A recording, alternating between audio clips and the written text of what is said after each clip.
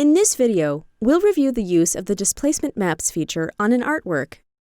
Displacement helps to emphasize 3D surface characteristics of a material by extruding 3D geometry based on image pixels, thus creating a realistic definition of depth. Note, the displacement effect is visible only when using a ray trace render. Displacement maps use the pixel brightness or darkness level to determine the intensity and direction of the effect.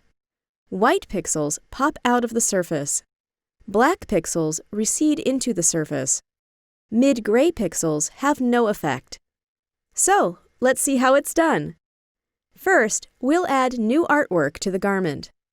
Let's create a thickness effect for the artwork to make it look like it has been printed on top of the fabric with a certain substance that gives it some thickness. In the 3D window, right-click the artwork. Click Artwork Resources. The artwork resources are displayed in the context view. Click the Diffuse map. The image editor is displayed. Click Edit. The artwork is opened in the external image editing software.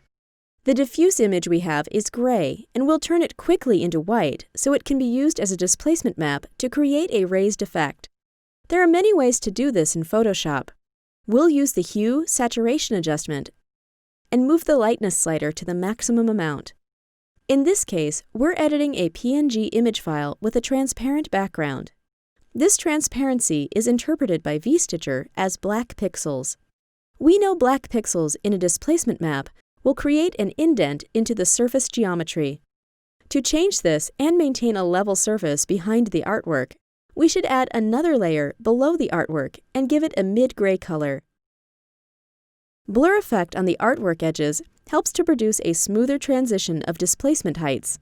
We'll add this effect only on the artwork area. To easily select the isolated artwork area, we'll use the Load Selection feature with its default values.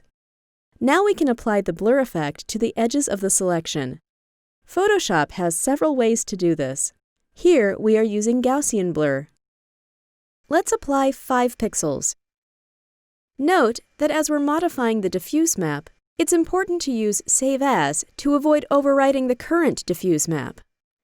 We save the image as a JPEG. Let's return to VStitcher. In the context view, we click the Displacement map. A File Explorer window is displayed. We'll add the displacement map by clicking on the file we just saved. On the 3D window toolbar, we click the Ray Trace icon. The artwork now displays with thickness. The extrusion is too big. VStitcher automatically uses a default value of 1 cm height, but we can adjust the value in the context view. Let's change the height to 0.2 centimeters. Now we can see the change in the Ray Trace preview window. Note the rounded corners of the artwork. They were created by the blurriness we added.